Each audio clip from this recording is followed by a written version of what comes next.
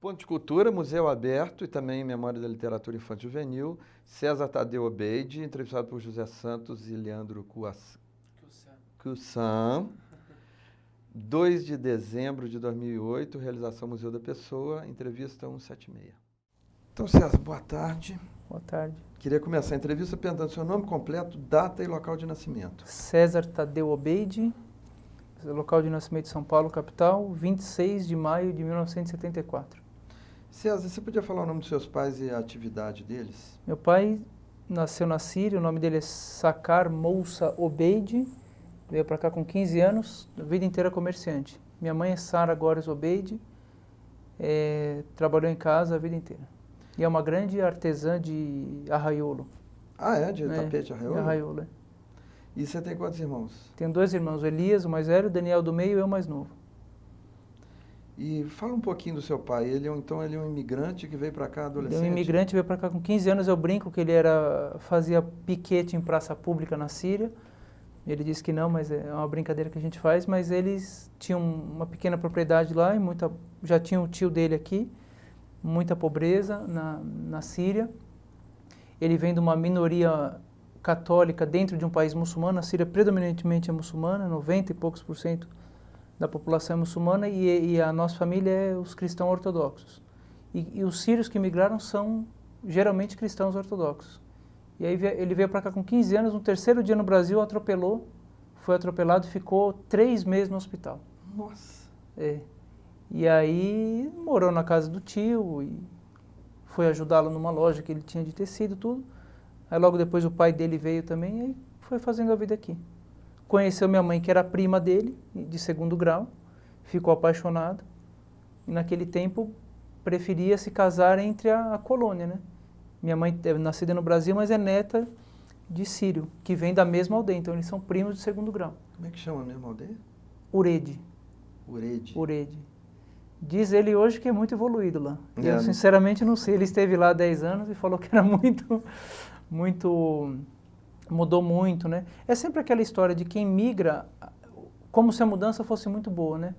A primeira coisa que eu pergunto para ele ou para minha avó, que é a mãe dele, nascida lá também, mas como que é lá, vocês faziam isso, vocês comiam aquilo, como que era? A primeira coisa que eles falam, não. No nosso tempo a gente não fazia, mas agora todo mundo bebe Coca-Cola, agora todo mundo globalizou, né? Como se isso fosse realmente muito bom, não sei até que ponto é bom. E César, você passa a infância em que bairro? Nasci na Água Fria, um bairro da Zona Norte de São Paulo. Era um bairro muito interessante, porque era um local muito interessante, porque ficava de frente a uma praça muito grande, que quando eu nasci era mato, mas a minha infância já era uma praça. E atrás de uma delegacia, na mesma rua tinham as costas de uma delegacia, e ficava entre uma periferia, que era Vila Aurora, um bairro mais periférico, e entre um bairro muito chique chamado Jardim França. Então eu circulava com total tranquilidade entre essas dois universos bem distintos. A nossa casa era uma rua assim, com 10 ou 15 casas, exatamente no meio. Era uma baixada. Quando chovia, era uma beleza. Então, numa casa que só tinha menino, quais eram as brincadeiras de vocês? Menino que criou-se na rua, né? A gente praticamente passou na infância na rua. Eu, como mais novo, sempre ficava meio de lado, porque os meus irmãos já eram mais velhos, então as brincadeiras dele, eu era muito pirralho para aquilo. Eu me lembro, assim, muita bola, embora eu sempre fui muito ruim em jogar bola, tudo, mas, enfim, bola, porque a praça tinha uma quadra. Bicicleta, que eu aprendi a andar aos 12 anos, eu lembro que todos os meus amigos tinham bicicleta, meu pai não tinha dinheiro para comprar uma. Comprou com os 12 anos, eu morria de vergonha porque eu estava aprendendo a andar de bicicleta com 12 anos, e os moleques de 7, 8 já andavam, sem rodinha. Eu com 12 anos, você imagina, com rodinha na bicicleta. Mas foi muito legal. Aí, um pouquinho mais pra frente, muito pipa.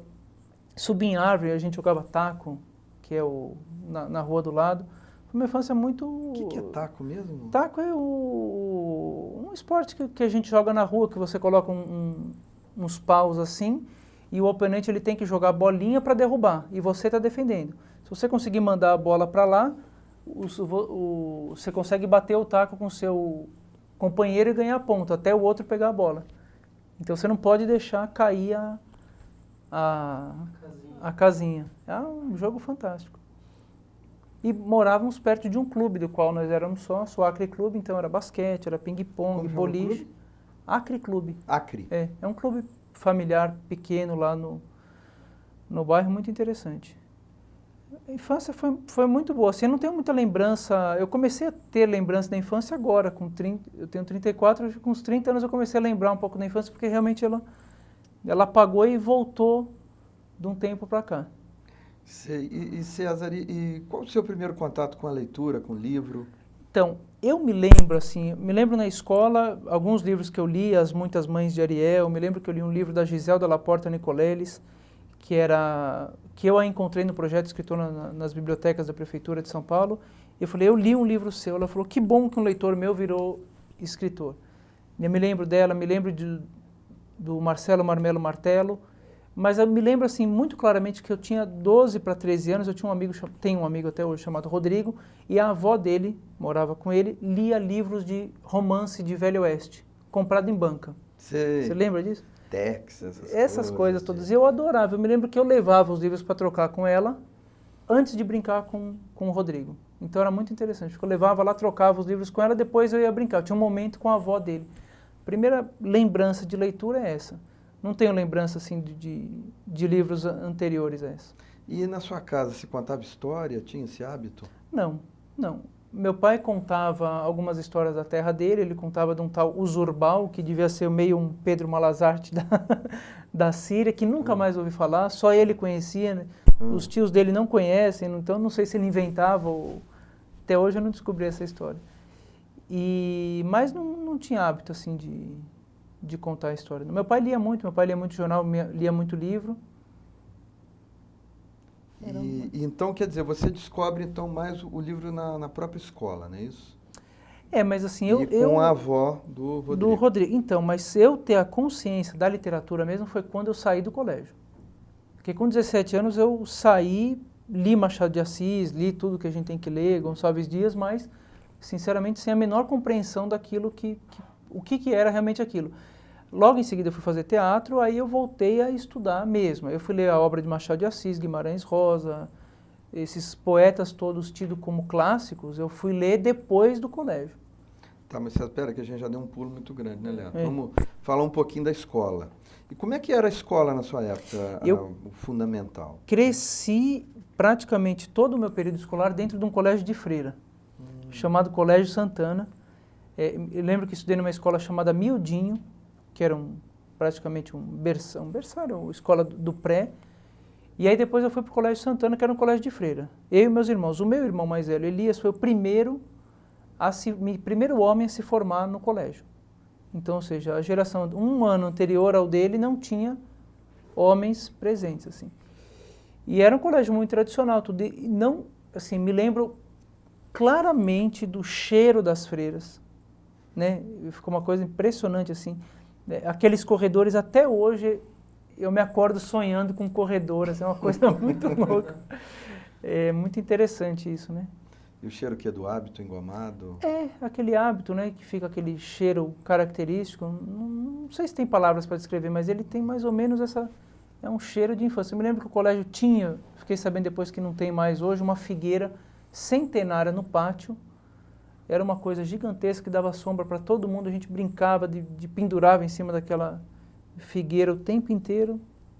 Parece que teve um fungo, alguma coisa, e a figueira foi-se embora. Passei a vida inteira lá. Colégio de Freira, Colégio Santana, na Rua Voluntários da Pátria, na Zona Norte. Me lembro que meu pai tinha um Fiat 147, era um colégio particular, e era o pior carro de todos os meus amigos, né? Então eu morria de vergonha, falava, pai, não chega perto com esse carro. Então eu mandava ele parar atrás um pouco para a gente poder ir a pé, né? É interessante como que é, porque você cria-se você está dentro de um padrão você tem uma pressão do estabelecido, grupo, né? E então você fica com aquela coisa, não quero, porque... Me lembro quando meu pai comprou um Marajó, vocês lembram daquele Chevette Marajó? Que era, olha que coisa louca, né? Nunca ia lembrar isso. E Chevette Marajó, achei o máximo aquilo, mas ele já era muito velho também. Depois de algum tempo a gente achou que já também não estava dando, né? E César, me conta uma coisa, vocês tinham animais de estimação em casa? Não, nunca foi muito hábito, assim, animais de estimação como cachorro. Eu me lembro que eu tive um cachorro chamado Toby, que o meu tio deu. Ele, até hoje eu não sei o que aconteceu com ele, porque nós fomos levá-lo na casa da minha avó. Eu não sei se alguém abriu a porta para fugir, porque minha mãe não queria muito ele era muito bravo. Eu me lembro desse cachorro. Gato nunca tivemos. Me lembro também de eu criar periquito australiano. Isso eu realmente criava mesmo, tinha um viveiro e criava, eles procriavam lá. Até no livro do Cachorro do Menino eu conto uma história você lembra disso?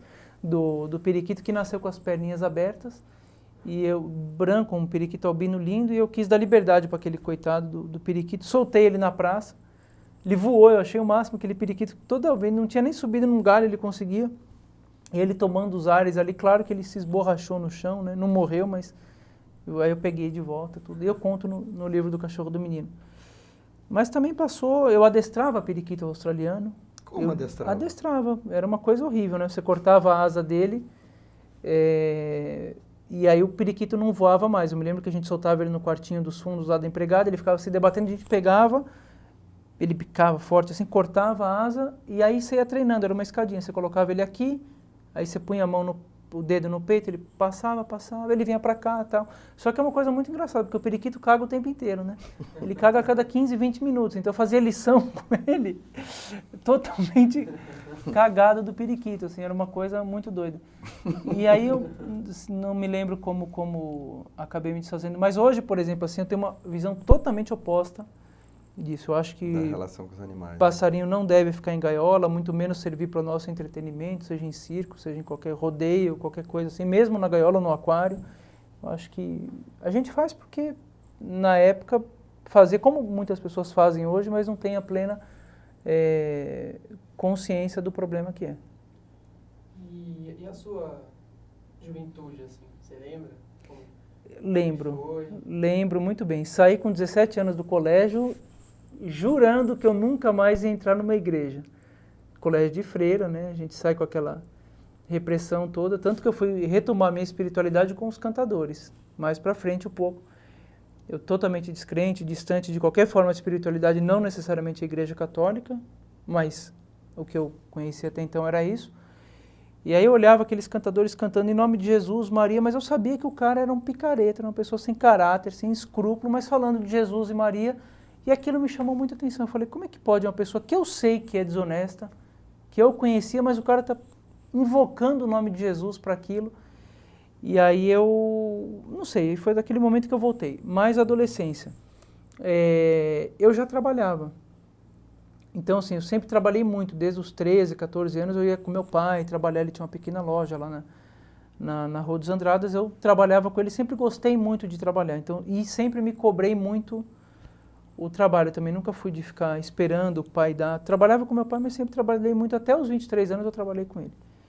Exaustivamente. Assim, eu com 20 anos eu tinha uma loja que tinha 20 funcionários, eu coordenava. É mesmo?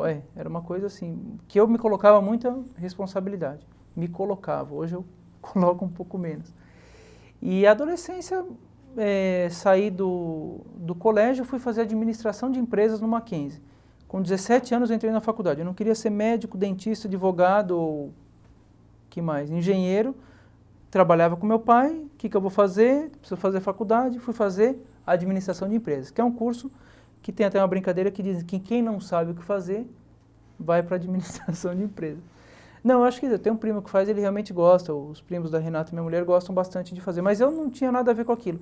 Na época eu ouvia muito Raul Seixas, eu estava totalmente envolvido com o Raul Seixas, o Marcelo Nova, eu tinha camiseta do Raul Seixas, as biografias do Raul Seixas, as fitas de vídeo do Raul Seixas, eu era um grande fã, era uma coisa louca, assim, obsessiva. Eu tinha fita cassete no carro, uma caixinha com 10 fitas somente do Raul Seixas, eu não ouvia nada que não fosse Raul Seixas.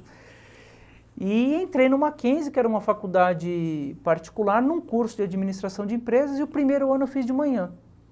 E as pessoas que estão lá estão no mercado de trabalho, tem aquela coisa de ser outro nível. Então eu me sentia totalmente um peixe fora da água. Não tinha nada a ver, absolutamente nada a ver. Primeiro ano de faculdade eu me sentia um ET. Eu entrei no Mackenzie, é interessante dizer isso, na lista de chamada na 7ª lista de espera. A aula começava em janeiro, por exemplo, em março. Em fevereiro eu fui entrar em março para abril. Então, assim, já entrei com a turma toda formada, então eu me senti totalmente deslocado. O Leandro, um rapaz que estava comigo na faculdade, a gente se deu bem, a gente teve uma afinidade grande, e ele fazia teatro Célia Helena.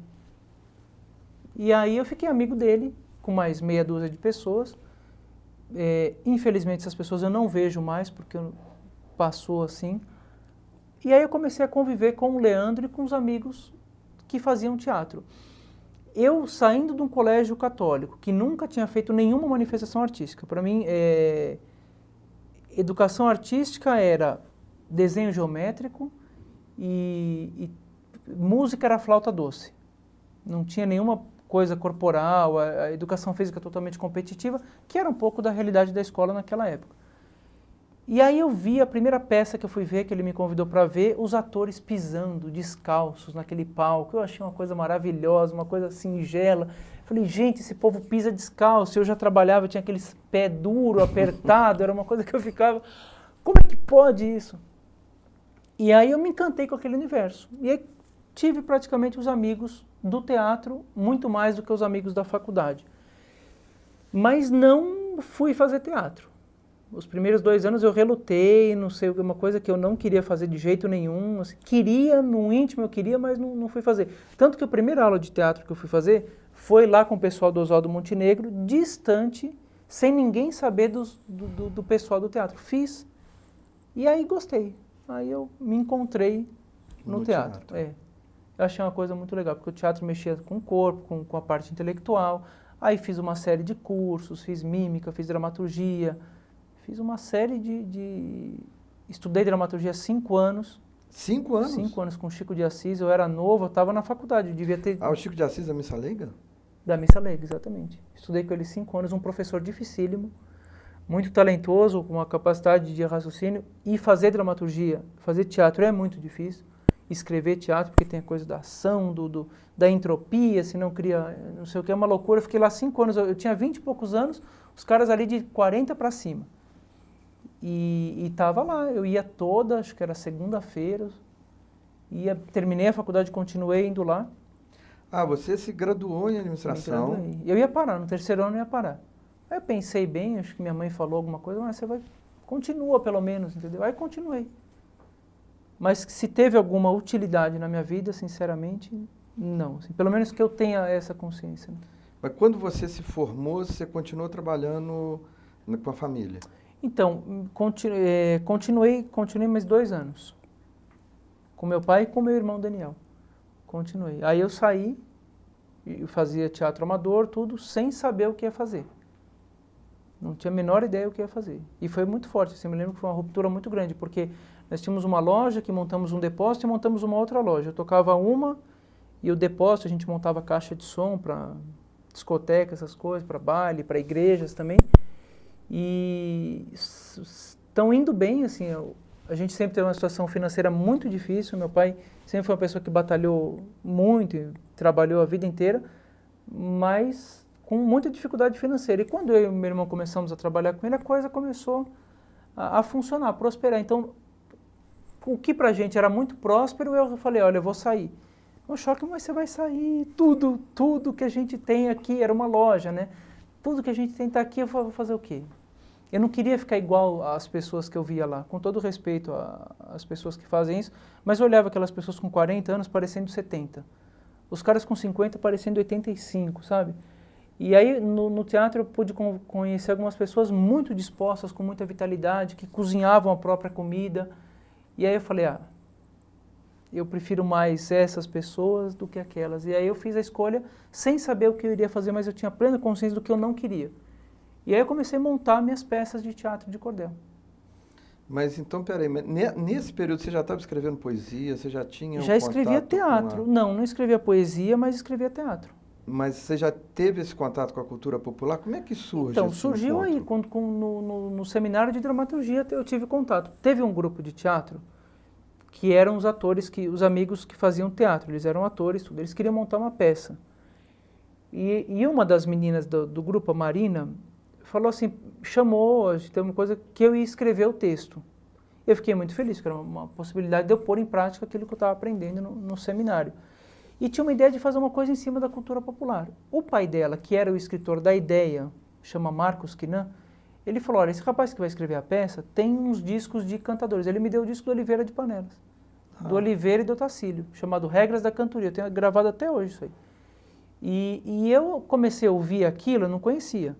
E era uma coisa que eu não sabia o que era martelo, o que era galope, o que era sextilho, o que era mote, mas eles ficavam falando, era aquela gritaria toda, e eu achei aquilo muito, muito interessante.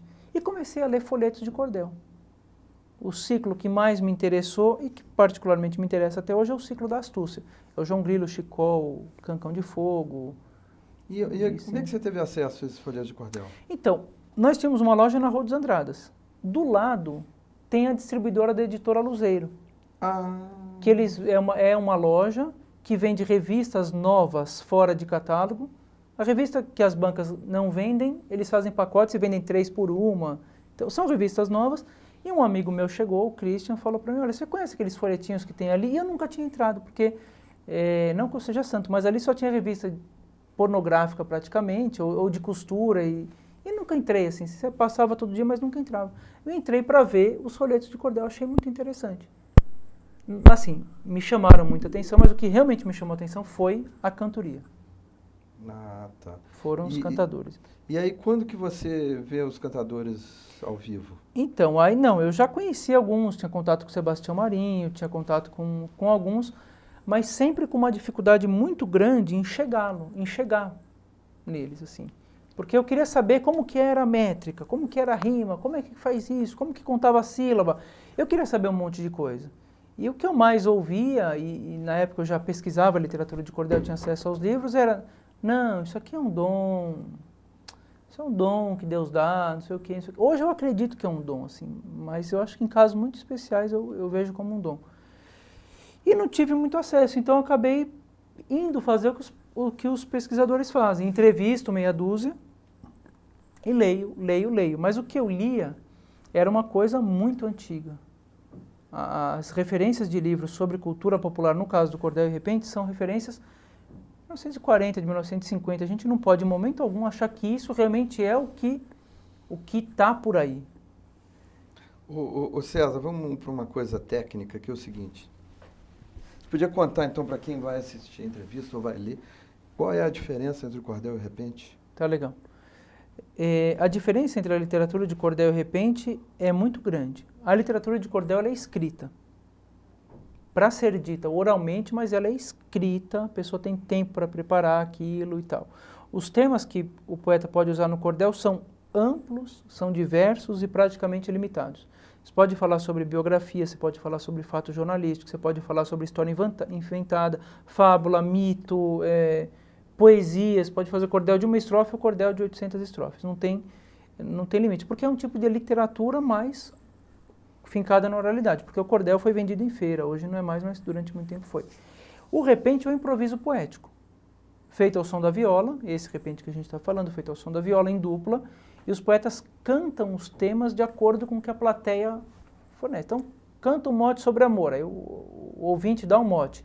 O poeta desenvolve a décima, desenvolve o martelo, desenvolve o galope, atendendo ao pedido. É uma manifestação interessantíssima, não tem nada a ver com os cantadores de rua, que a gente muitas vezes acha que o repentista é de rua. Existe o repentista de rua também, que é aquele que vai, faz verso, vai até as pessoas, ou o repentista de praia. É uma forma de expressão da cantoria, mas a cantoria mesmo é aquela que os cantadores ficam sentados, parados e recebem o povo. Essa manifestação chama-se pé de parede. É uma das coisas mais extraordinárias que eu vi. Eu não achei nenhuma manifestação tão participativa quanto essa. Pé de parede? Pé de parede. E bem, mas voltando à sua vida, você pega, larga de trabalhar no comércio e foi tentar trabalhar com teatro. Aí aonde é que você faz sua primeira tentativa? Então, aí eu montei escrevi uma peça chamada De Repente o Cordel. Era um encontro de 2 poetas improvisadores, o Kengo Kengueira e a Kenga Kengueira, que vão cantar repente num palácio de um rei medieval que ele gostava muito de ouvir versos. E esse rei mandava uma série de adivinhas e os poetas tinham que desvendar em versos. Eu fiz uma miscelânea, eu peguei coisa da literatura de cordel, eu peguei coisa do Esopo, eu peguei vários recortes ali, fiz a peça e montei. Cheguei a encenar, ensaiávamos na sala de casa e montei. Durante 2 anos eu trabalhei com a peça e comecei a sobreviver dela. Já nesse tempo eu dava curso de literatura de cordel. E você era ator da peça também? Ator, produtor. Você era quem? Eu fiz todos os personagens masculinos. Só não fiz a Kenga Kengueira. E se precisasse fazer, eu faria também. Eu fiz o rei, eu fiz o Kengo. Não é que é machismo, porque assim, como era uma situação muito difícil de você organizar o elenco, era naquele tempo, por exemplo, há 10 anos, nós estamos há exatamente 10 anos, falar em literatura de cordel era uma coisa que vocês não faziam, era muito assim, exótico, entendeu? O que é isso? Ninguém sabia o que era. Quando eu fui dar o primeiro curso de cordel em 2000 e pouco, a diretora do sindicato dos professores falou, mas você vai dar um curso de um negócio que pendura em barbante? E eu, não, tem rima, tem métrica, os professores vão querer. Ela fez uma cara torta, por tanta insistência eu consegui dar o curso lá, porque ninguém sabia. As pessoas, eu falava, trabalho com teatro de cordel. Aí me mandavam para o departamento de biblioteca, porque era literatura de cordel. Chegava na biblioteca, não, teatro de cordel, então vai lá para o departamento de teatro, mas não era. Então, assim, quando eu comecei, isso realmente foi muito difícil. Mas, César, então você montou essa peça e você vivia de apresentação, curso, oficina? Exato, é. Basicamente das apresentações. Ficava o dia inteiro ligando para as pessoas, para as escolas. Porque assim, não tinha outra opção, sair do meu emprego. Tenho que sobreviver. E aí, como é que faz? Uhum. Não queria voltar a fazer outra coisa. Uhum. Aí, nesse meio tempo, eu fui trabalhar na Secretaria Estadual de Cultura, encontrei um amigo meu de escola, que coordenava um projeto na Secretaria Estadual de Cultura. Ele falou, vem trabalhar comigo. Eu falei, você tá doido, acabei de sair do emprego lá, não quero de jeito nenhum. Eu falei, não, e eu estava fazendo uma matéria como aluno especial na pós-graduação da USP, com Clóvis Garcia. Eu estava tentando estudar as relações entre a literatura infantil e o teatro popular. Eu falei, não, tem lá, não estava nem como iniciado no mestrado, eu estava somente como aluno especial com a possibilidade de... E eu falei, não, eu tenho minhas apresentações que eu faço. Ele falou, eu te libero. Você só precisa montar aqui, dirigir as coisas. Eu voltei para casa, conversei com a minha ex-companheira e falei, olha, apareceu essa proposta. Eu estava totalmente endividado, devendo cartão de crédito, condomínio e querendo continuar a fazer teatro. Ela falou, você não vai por quê? Por que você não vai? Ganhar um salário fixo? Aí fui, trabalhei lá alguns meses, foi uma experiência muito boa. E continuei, e fui fazendo. Onde que era? Secretaria Estadual de Cultura.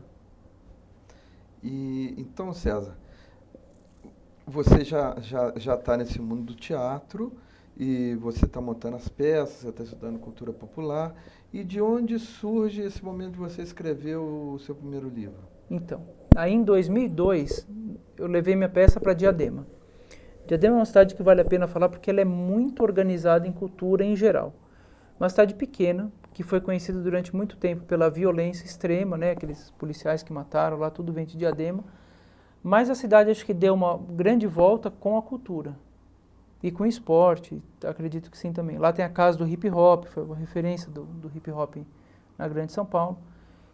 E aí a Beth Bright, que era coordenadora da literatura na época, eu levei a peça lá, fiz 4 ou 5 apresentações, ela me chamou para uma reunião. Falou, olha, você trabalha com cordel, tudo? Eu falei, trabalho. Ela falou, nós temos uns poetas aqui na cidade. Já era muito próximo do Sebastião Marinho, isso em 2000, ela me chamou em 2000, 2001. Por aí, já era muito próximo do Sebastião, mas sempre naquela coisa também não muito profundo. Tem uns poetas aí, eu quero que você vá montar um núcleo de cordel. Eu falei, o que é um núcleo de cordel? Ela falou, não sei. Eu falei, eu também não, mas vamos fazer? Vamos. Eu fiquei pensando, pô, eu vou ganhar, eu ia dar oficina de cordel na cidade, eu ia receber para dar essa oficina, e vou ganhar para ir na casa dos cantadores. Era o que eu mais queria, eu estava recebendo para isso. Aí me lembro que eu cheguei na casa do poeta Gersínio Manuel, tinha um telefone deles, a primeira coisa que ele falou no senhor de idade lá de Caruaru, falou assim, olha, aqui eu não faço campanha para político se não pagar. Porque como eu me apresentei como sendo alguém da Secretaria de Cultura, ele achou que era uma coisa de política. Eu falei, não, poeta, não tem nada a ver com política, eu quero assim só para a gente saber do que você faz. Ele falou, mas aqui eu vou precisar receber. Eu falei, mas tudo bem, a gente vai tentar fazer. Aí foi que começou esse trabalho. Manuel Ferreira, o Zé Luiz, o Passo Preto, o Gercínio Manuel, que começou esse trabalho lá em 2002. Fiquei lá em 2000 até 2004. Encerrou, tem até na foto isso aí, com o evento em homenagem ao Jerônimo Soares, que foi um evento que reuniu 80 artistas, entre artistas populares e artistas recriadores. Fizemos homenagem dele, que o Jerônimo é um grande gravador. E aí teve aquela coisa que mudou o secretário, não sei o que, acabou. Aí eu já estava totalmente envolvido com os repentistas. Fiz muitas apresentações com eles, como produtor e apresentando eles mesmo. Aí nesse momento eu parei com o teatro, porque eu vi uma coisa que eu não tinha visto até então, disponibilidade para trabalho. Os poetas populares estavam muito afim de trabalhar, todos eles. Queriam trabalhar, querem mostrar. Então nós precisamos mostrar a cultura, porque eu sinto assim, e sinto até hoje, que o que as pessoas entendem de literatura de cordel de repente está muito distante do que é feito. Totalmente distante. E os caras querendo trabalhar, eu querendo trabalhar, as pessoas querendo contratar. Então a gente começou a trabalhar direto, e aí eu parei com o teatro, fiquei trabalhando com os cantadores, aí nessa eu comecei a contar as histórias. E foi indo, entendeu? Contei história um tempão. Contou história como contador de história? Como contador de história. Comecei a escrever histórias. Eu recriei Andersen, por exemplo. Escrevi Soldadinho de Chumbo, escrevi A Vendedora de Fósforos, O Patinho Feio e outras histórias, e saía contando. O primeiro livro, Minhas Rimas de Cordel, de 2005, ele é exatamente o que estava dentro do meu show. A história da velhota fofoqueira é uma história que eu contei anos antes de ir para o livro. Então, assim, o primeiro livro era praticamente o que eu já contava. Só um instantinho. Gabriel, quanto tempo a gente tem nessa fita? 10. Então, você pode fazer uma versão mais reduzida? Da velhota fofoqueira? Posso fazer o comecinho dela, né? Porque não dá pra cortar. Entendi. Vou contar essa história recontada do Câmara Cascudo, que é uma história que fala sobre o universo da fofoca feminina. Dizem que é um assunto mundialmente conhecido. Vou contar uma história que já é muito conhecida, de uma velha tagarela, doida, estranha e atrevida, que amava a fofoca e falar da lei à vida. E falava, seja de noite ou de dia. Você viu a roupa nova da comadre Maria? Dizem até que ela ganhou dinheiro na loteria. E toda a fofoca da velha não escapava porém. Contava todos os detalhes. Tic, tic, tic, tic, tic, tic. Não esqueciam o vai e vem. E quando brigavam dizia, não falo mal de ninguém. E aí... Ah, que legal. É, muito bacana. Então, quer dizer, todas as histórias que você contava eram em versos? Então, eu sempre fui contando em verso. E eu me lembro que o cordel ele tem uma coisa de uma masculinidade muito exagerada, né? Geralmente você pegar um poeta popular mesmo contando, tem uma coisa... Vou contar, não sei o que, parece que eles estão fazendo discurso, né? Você vê o Chico Pedrosa contando cordel, parece que ele está fazendo discurso, não, comício. Uma coisa que ele fica contando, né? O Daudete Bandeira também, que é um grande declamador lá da Paraíba, uma coisa que eles gritam e se mexem, tem uma coisa inteira, mas trazer esse universo para a criança, e como eu absorvi muito isso também ouvindo esses poetas. Falei, então eu contava com essa energia toda. Aí me lembro que eu fui fazer um curso de contação de história com as meninas do conto. Falei para elas assim, olha, eu quero me feminilizar, porque eu via contação de história, né? Contação de história que as pessoas fazem hoje com um sininho que toca, né? Pam! Aí vem um chale que entra, né? E joga pétalas de rosa, assim, uma coisa extremamente feminina que vai... que dá uma coisa... Eu queria trabalhar com criança, mas eu tinha uma coisa muito... que eu não conseguia pôr, porque uma coisa era o teatro que eu fazia, com personagem e tudo, mas como eu passei a contar a história, e histórias que eu tinha escrito, não consegui pôr figurino, não consegui pôr... Aí eu tentei, olha, sinceramente, tentei pôr boneco, não consegui. Tentei fazer teatro de sombra, não consegui. Tentei pôr sininho, não consegui. Tentei pôr perfume, não consegui. E borrifar coisinha, não consegui pôr nada disso. Mas na própria oralidade eu fui conseguindo dar uma maneira de contar que hoje é possível chegar às crianças. Que é do seu jeito, né? É. Você não tem que pegar, assim, objetos. Eu não tenho nada contra quem faz isso, eu acho extremamente bonito, por exemplo, você vê a Ana Luísa Lacombe contando, ela usa aquelas coisas todas, as meninas do conto, eu acho extraordinário. Eu tentei, mas não consegui. Porque eu não consegui, entendeu? Não que eu não achasse legal. Eu acho lindo ver essas coisas de teatro com sininho, com ourim que eles usam, mas no meu caso não deu certo. Foi para um outro caminho, né? Mas você está falando do seu primeiro livro. Como é que aconteceu aí? Como é que você descobriu a editora? Então, ou a editora te descobriu? Então, aí foi assim, eu já trabalhava no Colégio Arquidiocesano, que até hoje eles adotam os meus livros lá. Nós fazíamos um projeto que durava 3 meses. Então, eu ia nas escolas, na sala de aula, conversava com os alunos iam ver a peça, eu levava a peça no teatro. Depois não tinha mais peça, eu levava o show, eu e os cantadores para fazer. Era uma coisa com os professores, era um trabalho muito amplo, assim, eu acompanhava todo o processo, inclusive deles escreverem as histórias em sala de aula, eu estava lá presente. Projeto, assim, muito, muito profundo mesmo. A Maria José Nóbrega Mazé, que é uma escritora, pedagoga e tal, já me conhecia porque ela era consultora do Colégio Arquidiocesano. E aí, há algum tempo atrás, eu mandei os meus livros para várias editoras. Peguei na livraria e falei, essa editora aqui, não sabia nada de mercado editorial, mas eu peguei algumas editoras, anotei o nome, procurei lá, e mandei o livro para todo mundo. Sei lá, mandei para 15. 12 nem me responderam. 3 mandaram uma cartinha dizendo que acharam meu texto maravilhoso, mas que não iam publicar, mas estavam sempre com as portas abertas lá. Eu achei muito delicado, porque é uma maneira também de você dizer. Aí eu tinha totalmente desistido de fazer livro. Falei, e eu já estava assim, estava dando oficina, estava contando história, estava dando palestra, estava montando exposições, então eu já estava trabalhando intensamente na área. Sem livro, eu tinha publicado mais de 50 folhetos de cordel. Para empresa, isso é uma coisa que eu sempre fiz muito também, hoje bem menos. Você já tinha publicado 50 folhetos? 50 folhetos de cordel. Me lembro que quando eu publiquei o primeiro livro, eu já tinha perto, um pouco mais de 50. Então vamos fazer assim, termina de contar a saga do primeiro livro, depois Tá. a gente volta para Beleza, para os folhetos. E aí Peraí, deixa eu recapitular. Você mandou para 15 e nenhuma topou. Não deu certo. Aí eu estava trabalhando e realmente falei assim, não quero saber de publicar livro, estou indo bem, estou trabalhando, entendeu? Já não estava naquela pendura toda, assim, não estava bem, mas também já estava conseguindo pagar minhas contas, estava tudo indo tranquilo. Aí a Mazé, a Maria José Nóbrega, fez um projeto na Moderna de cordel. E falou, olha, tem esse rapaz aqui, o César, ele tem um trabalho no ARC e tal, e apresentou para a Maristela, que esteve com vocês aqui, né?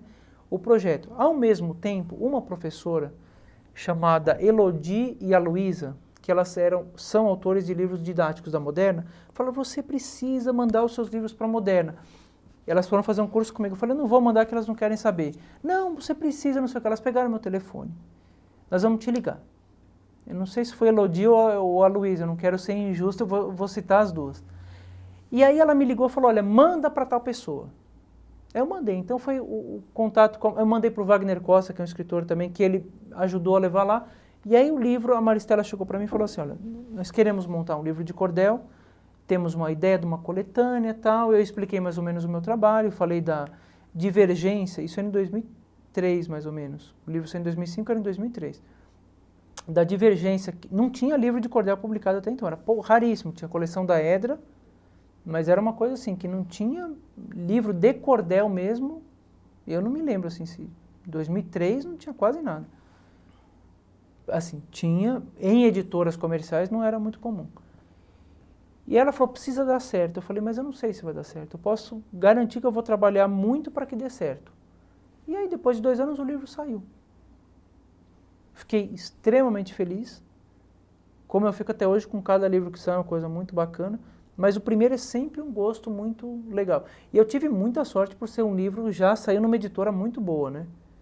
É uma editora grande. É uma editora grande, com uma distribuição, e editora moderna. Aí o que aconteceu? Com a editora moderna, o meu trabalho abriu-se para lugares que eu não iria. Fui fazer feira do livro pelo país inteiro, e eu não queria, mesmo já trabalhando, viajando o estado de São Paulo inteiro, como eu fazia na época, eu não saía muito. O máximo que eu ia era até o Rio ou até... Uma vez eu fui para a Bahia fazer um trabalho, porque sem a estrutura de uma editora fica muito caro. E aí o trabalho foi embora. César, então você contou um pouquinho da sua saga aí de fazer o primeiro livro, mas você disse que você tinha feito mais de 50 folhetos. Como é que foi essa história? Não eram todos folhetos literários. Sei. Fiz muito trabalho para a empresa. Sei. Mas conta, como é que você teve essa ideia Então, e... assim, eu me lembro que o primeiro folheto mesmo que eu fiz foi eu ia fazer a peça de Repente Cordel num projeto da construção civil. Era dentro da biblioteca que ia receber o pessoal que trabalhava numa obra, num projeto, não sei o que lá. Era um canteiro de obra que dentro do canteiro tinha uma biblioteca e a gente ia levar a peça lá. Levamos a peça. E eu escrevi sobre as profissões da construção civil, do pedreiro, do encanador, do eletricista. Ah, tá. Eu falei, pô, aí todo mundo gostou. Eu falei, pô, isso tá certo, porque eu tinha escrito até então o teatro de cordel, já dominava o verso, assim. Aham. Eu comecei a escrever, aí foi aparecendo trabalho para fazer nessa área. Aí eles te pediam, falaram, olha, faz um aqui para minha empresa sobre isso, sobre aquilo. O que você pode imaginar, o que você pode não imaginar, eu já fiz. Então fala uns Loja de títulos. doce, Fala uns títulos aí. já fiz. Aí depois eu comecei a ver que tinha um repertório comum, por exemplo, segurança do trabalho, eu fiz bastante, eu fiz muito sobre qualidade de vida, alimentação, sobre doação de sangue, sobre... Isso são os temas que se repetem, né? Mas os anteriores, cara, uma fábrica de bomba lá do interior queria contar sobre um novo produto, a bomba, eu escrevia sobre a bomba. E eu achava o máximo, porque eu estava podendo ganhar dinheiro em cima do verso, entendeu? Era tudo coisa assim, que eu ia lá e depois fazia a apresentação. Até hoje eu faço. É que isso é uma coisa que eu não divulgo mais, eu não tenho mais... não foquei mais nisso, mas é um trabalho que eu fiz e me sustentou durante muito tempo. Ué, mas o cordelista também faz isso, né? Faz os o versos repentista por faz encomenda, também, né? por encomenda, tudo. Eu só não fiz político e não pretendo fazer. Inclusive eu fiz um para Philips de voto consciente. Aí sim eu topei fazer, porque era, né, sabe quem você está votando, cobre o cara que você votou, anote o nome do cara para ver se você não esqueceu. Isso eu acho legal. Agora, política, sinceramente, eu nunca fiz. E não pretendo fazer. Mas você fazia também folhetinhos que você vendia, não? Eram todos por Não, encomenda? era tudo por encomenda que eu distribuía. E aí, por exemplo, eu fiz do Natal, fiz a festa junina, aí eu tinha contações temáticas. Que eu tenho até hoje, eventualmente eu faço, por exemplo, contação de Natal. Escrevi a história do Papai Noel, a história do nascimento de Jesus, que virou um livro que vai sair pela editora Salesiana. Claro que depois eu fui melhorando isso. A história da quadrilha junina, no ciclo junino. Eu fiz uma coisa que o Sebastião dava risada, cara. Eu fiz o Carnaval em Cordel. Eu escrevi um cordel para contar a história do Carnaval, do Pierrot, dos intrudos lá da Idade Média, não sei o quê. Aí contava essa história, o Sebastião e a Luzivan, a gente ia fazer o show no Sesc, em tudo quanto é canto. Um defendia o Carnaval antigo, outro defendia o Carnaval novo. Aí fui fazendo, assim, eu nunca tive medo de trabalhar. Então, quer dizer, isso tudo era em cima de pesquisa, né? Você fazia uma pesquisa e depois transformava em verso. E transformava em verso. Eu nunca tive medo de trabalhar assim. Se hoje eu precisar fazer tudo que eu fiz já antigamente, hoje eu faria. Não tenho problema nenhum com o trabalho. Mas você vem de uma família que tem uma ética do trabalho, né? Então, mas isso não é todo mundo da família que é assim, não. O meu pai é muito assim, ele é uma pessoa muito batalhadora, mas não é a família inteira, não. Tem pessoas que preferem ficar mais em casa do que... casa. Mas é um valor familiar, né? É um valor familiar, uma família que trabalhou muito, assim, mas não é assim todo mundo, né? Acho que como todo... Tem pessoas, dois irmãos que são criados juntos, gêmeos, nasceram no mesmo dia e tal, mas tem personalidades distintas, né? E então, quer dizer, você fazendo esses folhetos, o caminho natural era um livro, né? Aí você acabou, conseguiu, fez o primeiro. Aí, qual foi o seu segundo livro? Então, aí eu me empolguei com a história, gostei. Falei, então isso me dá credibilidade. Porque uma coisa é você falar que é contador de história, ninguém te dá crédito. Todo mundo acha bonitinho, mas ninguém te paga nada, assim, ou paga muito pouco, ou...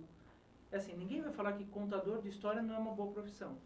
Mas contador de história, eu sempre tive uma dificuldade muito grande. Aí eu falava cordelista, mas também não era... Eu era cordelista, mas eu não era somente cordelista. Eu fazia coisa mais teatral, eu produzia algumas coisas diferentes. também, nessa época eu comecei a improvisar. Também não podia dizer que eu era repentista, mas eu fazia repente. Então, durante muitos anos, eu tive uma crise de identidade com o trabalho tremendo. Quando eu publiquei o primeiro livro, qual que é a sua profissão? Escritor. Beleza, escritor. Não era nada, eu tinha publicado o primeiro livro, eu trabalhava como contador de história, como animador, aí eu fui ser mestre de cerimônias e faço até hoje isso. Eu viro e mexe, as pessoas me chamam para apresentar evento, premiação. Isso eu faço com o maior prazer, que é uma coisa que eu me divirto muito, assim, eu faço sem o menor... faço com o maior carinho, uma coisa muito gostosa de apresentar outras pessoas, né? Fiquei anos apresentando os repentistas em festivais e tudo, então é uma coisa que eu gosto muito de fazer. E aí, quando eu publiquei o primeiro livro, e foi pela editora Moderna, eu tive a possibilidade de ampliar e chegar em caminhos pelos quais eu nunca imaginei passar. E aí, isso foi em 2005. No ano seguinte, o livro ganhou um prêmio, altamente recomendado. As escolas começaram a adotar. Ganhou altamente recomendado da altamente recomendado. Fundação Nacional do Livro Infanto Juvenil. E aí eu comecei a falar, eu comecei a desenvolver mais histórias, mais temas e tudo. O segundo livro para sair, que saíram dois, o Vida Rima com Cordel da Salesiana e o Cachorro do Menino, eles foram muito difíceis de sair. E o Cachorro do Menino eu tive uma sorte muito grande, porque eu escrevi uma história muito envolvente, muito tocante para as crianças, é uma história que eu conto, que ela faz parte do meu repertório, que não raro eu conto para adulto e para criança, muita gente chora, porque é uma história que envolveu. Tive muita sorte. Quando eu apresentei esse livro para a Maristela, falei, Maristela, eu tenho um livro, uma história boa, você quer ouvir? Ela falou, quer. Eu cheguei para conversar com ela, falei, posso ler? Ela falou, como que é o livro? Eu comecei a explicar, um menino que queria um cachorro igual ao do outro e tal. Falei, posso ler? Pode. Falei, vai demorar 15 minutos. Aí eu li a história. Terminei de ler a história, ela falou, vamos publicar. Eu achei que era mentira. Porque não é tão fácil assim, né? Não é mesmo. Que demora muito. Ela falou, vamos publicar. Eu voltei feliz, mas sempre que eu falei, será que vai publicar mesmo? Ela falou para me agradar e não sei o quê. Aí eu cheguei em casa, eu recebi um e-mail dela pedindo para eu mandar o texto por e-mail. Mandei o texto por e-mail. Passou uma semana, passou 2 semanas, passou um mês. Eu achando, e ela não me dava o retorno se ia publicar ou não, eu liguei para saber. A Érica, que é assistente dela, editora assistente, falou, César, parabéns, já estamos editando o seu livro. Falei, não, tem algumas coisas para mexer. Aí a gente refez junto, saiu. Mas vem cá, ele tem um pedaço que é o poema e tem outra parte que é teatro. Que é o teatro, Você já tinha entregue isso tudo junto? Entreguei tudo junto. Entendi. O teatro, por exemplo, como eu já tenho uma experiência de teatro com dramaturgia clássica, assim, eu comecei a fazer, e quero fazer cada vez mais, os livros que as crianças possam ensinar também. Porque a literatura de cordel trabalha a oralidade, trabalha a expressão corporal. Então, se eu apresento uma história em verso, a criança vai ler a história com um narrador, tudo. O teatro, o que eu fiz? Eu elimino o narrador, no caso, o Cachorro do Menino, tirei o narrador e fiz somente diálogo. E as crianças montam as peças, é uma coisa muito bacana. Então, o trabalho que complementa. Nem todo mundo trabalha o teatro, mas está lá para ler, para conhecer uma nova forma de escrita, tudo. O teatro é uma coisa que as pessoas não sabem como que é escrito, né? Então, lá tem as rubricas, tem a indicação, a entrada de cena, ele sai, toca a música, vem a luz.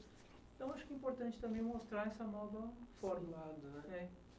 O livro que eu vou lançar do Nascimento de Jesus, ele é totalmente em teatro de cordel. É uma peça de teatro de cordel. E, César, então, sobre o Cachorro do Menino, você podia falar um pedacinho dele, você se lembra? Posso, claro. O começo também? Você que sabe. Nessas férias, disse Oscar, mãe, eu quero um cachorro. Você deve estar brincando. Com um cão aqui eu morro. Eu prefiro que me leve para um pronto-socorro. Mas, mãe, eu falo sério, eu prometo, vou cuidar. Olha, o ovo em que moramos não é para um bicho ficar.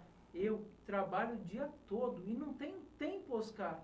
Mas o Oscar não desistia e queria convencer. Mas no prédio, todo mundo tem cachorro, pode crer. E se todo mundo tem, por que não podemos ter? E aí vai indo uma história que eu contando dura de 15 a 20 minutos. Tem comunidade no Orkut. Tem comunidade no Orkut? Tem comunidade no Orkut. O livro está na 4ª impressão, acho que está na 5ª já. Já vendeu mais de 15 mil livros. E já foi encenado nas escolas? Várias escolas ensinaram. Eles te mandam contam? Mandam foto, mandam e-mail, mandam vídeo pelo Orkut. Tem uma coisa muito legal. Que maravilhoso. É fantástico. Realmente é uma coisa que me deixa São muito só feliz. crianças que ensinam Timão dos Sério, vídeos? são crianças que ensinam. Teve uma escola lá de Osasco que fez com adolescente também, mas geralmente são crianças de 8, 9, 10 anos. Acho legal dar a possibilidade de conhecer o teatro também. Não estou deixando a literatura, está lá a literatura, mas atrás do livro tem um anexo da peça. E o teatro é todinho inverso também. Foi muito legal. Nesse mesmo tempo, eu estava produzindo um livro para a editora Salesiana. Então, eu já estava muito feliz que eu consegui mais uma editora para publicar meu segundo livro, que foi Os Mitos Brasileiros em Cordel. Só que o pessoal da editora tinha feito um projeto gráfico muito limitado.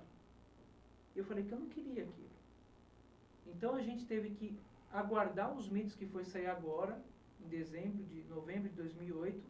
Aí eu falei, vocês querem uma coisa mais tradicional? Eu fiz o Vida Rima com Cordel, que foi um livro que também ganhou um prêmio altamente recomendável, um livro somente de poesia, trata a vida do homem, a vida dos animais, a vida da natureza, a relação do homem com o planeta Terra, que esse é um assunto que me interessa pessoalmente muito. E aí saiu o segundo e o terceiro. Aí o livro do aquecimento saiu, do aquecimento global, que eu já fazia palestra em empresas sobre o tema, que me interessaria muito também, que eu comecei esse assunto do aquecimento global por uma questão do desmatamento, que hoje o Brasil é o maior contribuidor no aquecimento global pelo desmatamento. O desmatamento causado para a plantação de soja e milho e para o gado. Então, basicamente, resumindo a história, assim, o Brasil é o grande contribuidor do aquecimento global pelo consumo de carne vermelha no caso. Como eu sou vegetariano e já conheço essa estrutura, esse é o tema que eu já sabia demais. E aí eu fui montei também um cordelzinho para fazer nas empresas e fui fazer essa palestra na empresa. Só que aí eu tinha que estudar o que era o aquecimento global. Fui estudar o que era o aquecimento global, mas eu já sabia coisa da produção de gado, mas aí eu estudei o tema inteiro e isso virou um livro. E aí depois saiu Os Mitos, que aí a gente fez o projeto todo, saiu o livro dos mitos, que saiu agora. Você fez com quem esse livro? Com a Salesiana. Sim, não, o seu ilustrador? O do aquecimento? Não, o dos mitos. Dos mitos com Ernesto Bonato, que fez um trabalho extraordinário. Eu realmente achei muito bom. É um livro com peso, né? Um livro muito bonito, assim. E eu achei curioso no livro que você usou as várias formas, né? E você fala, olha, aqui uma cestilha, aqui uma cetilha. Conta um pouquinho aí dessa variedade de formas. A literatura de cordel tem inúmeras modalidades. Desde 6 versos, nunca menos do que isso, até estrofes de 10 versos. Sempre de 5, de 7 ou de 10 sílabas. A mais comum é de 7. A outra menos comum, mas muito usada, é de 10. E a menos usada, que é o galope à beira-mar, que são 5 sílabas. Antigamente eles usavam mais versos de 5 sílabas. E tem inúmeras modalidades. Tem a cestilha, que são 6 versos, tem a cetilha, 7 versos, tem a oitava, a 10ª, com diversas combinações. O livro dos mitos, por exemplo, como Vida Rima com Cordel, eu peguei cada tema e desenvolvi numa modalidade. Então, no mitos, o boitatá, cestilha, a iara, cetilha, a cuca, oitava, negrinho do pastoreio, 10ª, para a pessoa também conhecer a diversidade do que é a literatura de cordel. César, e você está na ponta, você é um dos pioneiros dessa movimentação que a gente vê hoje, de um cordel para criança, um cordel que vai para a escola. Como é que isso foi acontecendo e como é que está hoje? Então, aí surge, assim, tem uma coisa muito legal, que nós estamos num momento muito propício para o estudo da cultura popular dentro da escola. Cordel, por ser uma manifestação de cultura popular, ele entra, mas como entra a cultura afrodescendente, como entra a cultura indígena, como entra a cultura caipira, como entra a cultura do litoral, do caiçara, da piraquara, então são várias culturas populares que a escola está abrindo. Ainda é um pouco assim, precisamos trabalhar a cultura popular, então vai no folclore, vai no exótico, vai no distante, né? Então é muito comum numa escola o índio estar de tanguinha ainda, né? O negro somente como escravo, o repentista como analfabeto, como cego, como pedindo esmola. Isso está mudando, mas demora alguns anos, porque a gente precisa mudar os livros didáticos. De 10 anos, de 15 anos para cá, as culturas populares, as pessoas preferem usar no plural, porque não dá para dizer de uma cultura popular. As culturas populares ganharam reconhecimento do tido meio acadêmico. Porque há pouquíssimo tempo, quando você falasse na escola em cultura popular, você imaginava o quê? Saci Pererê. Só. Adivinha, parlende e trava-língua. Só que adivinha, parlende e trava-língua não muda. Saci Pererê não vai ser loiro amanhã. Entendeu? Ele não vai usar uma boina vermelha, uma boina pink, porque está na moda. Ele não vai ouvir iPod, entendeu? O Saci Pererê é um mito, ele existe enquanto mito daquela maneira. Ele se transforma, mas é uma coisa que demora muito mais tempo. E as pessoas começaram a se ligar que o Brasil tem uma diversidade gigantesca, de uma cultura riquíssima, um dos países que mais tem diversidade e riqueza cultural, tanto erudita quanto popular é o Brasil, e as pessoas começaram a trabalhar as culturas populares. Nisso entra o cordel também. Então, eu reconheço que foi um momento muito fértil para trabalhar o cordel. Tanto que várias editoras hoje publicam cordel, várias editoras publicam livros de ciranda, de maracatu, de caboclinho. Quantas lendas africanas hoje estão presentes, indígenas. Então, a gente está vivendo um momento muito rico. Ainda muito folclorizado no sentido não muito saudável, como exótico, como bonitinho. Isso eu vejo na pele, eu que não sou nordestino, se eu chego para vocês e falo, olha, José, eu trabalho com estudo Shakespeare, cara.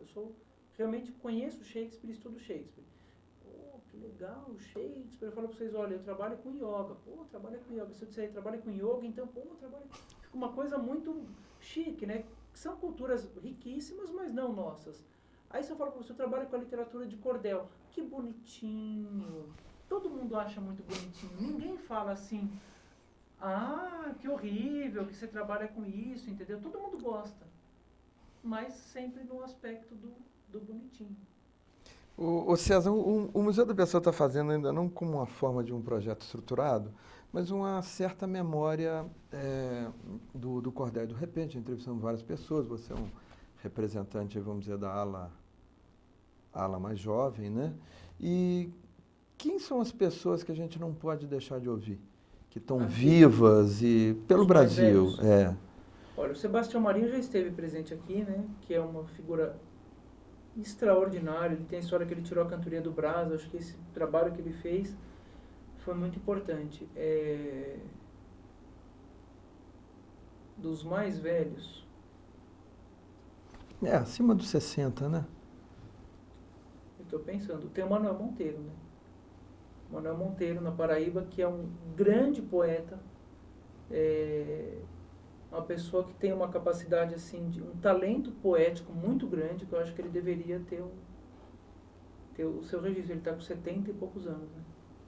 E é um cara da velha guarda que faz um cordel bem feito, porque tem muita gente da idade dele que faz um cordel que não é tão bem feito, não rima muito certo, não tem muita métrica. O Manuel é um precioso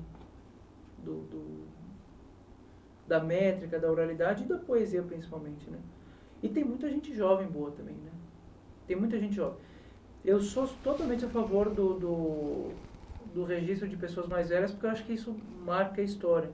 Mas acho que na cultura popular, ou nas culturas populares, a gente precisa também mostrar os jovens, porque é muito engraçado como as pessoas acham que, porque está no livro didático, o cordelista é um analfabeto até hoje.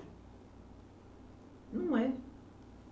Primeira coisa que o jovem poeta faz hoje, ele quer se escolarizar, porque ele não quer sofrer o que a geração anterior sofreu. Então, assim, também eu acho importante mostrar essa nova geração. Mas o Manuel Monteiro seria um. O Jerônimo Soares, que é o xilogravador, não é de cordel, mas é uma pessoa extremamente ligada à cultura. Ele tem 70 e poucos anos, que eu acho que é um também que precisaria.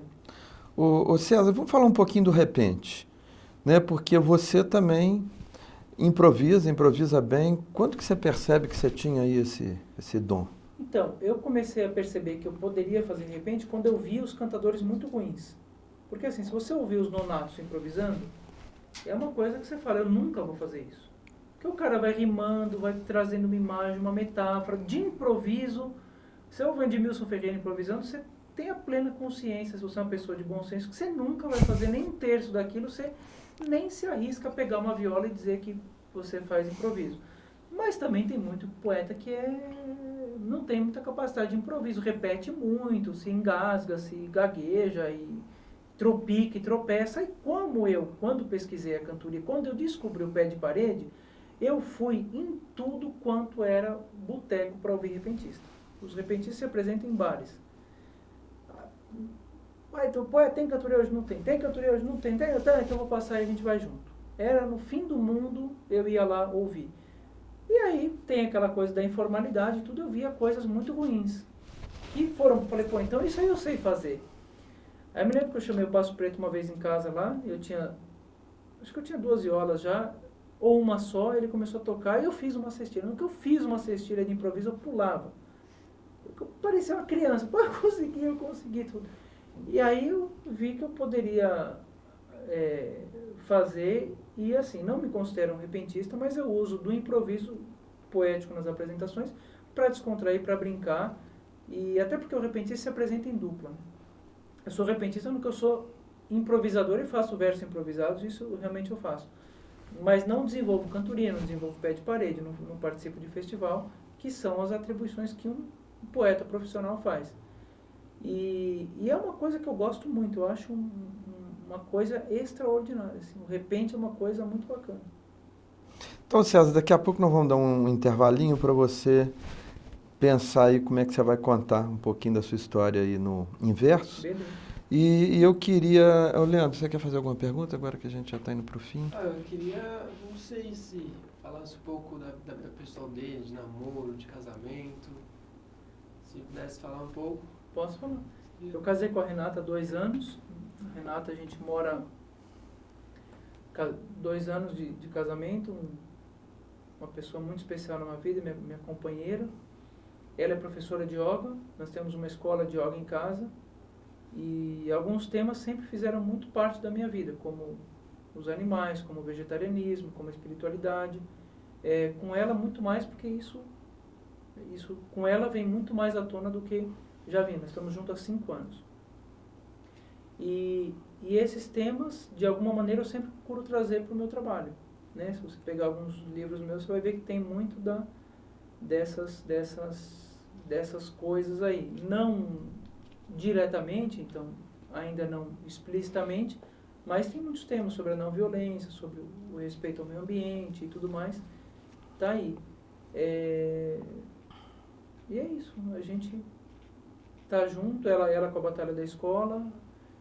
Moro num lugar frequentado por pessoas, isso é muito interessante, porque tem gente que pode achar, mas você mora numa escola, então tem muita gente lá, mas isso é muito bom, porque é um lugar onde as pessoas vão para cura, vão se curar, vão se aperfeiçoar, é um espaço grande, então eu tenho a minha privacidade, mas ao mesmo tempo tem um espaço coletivo.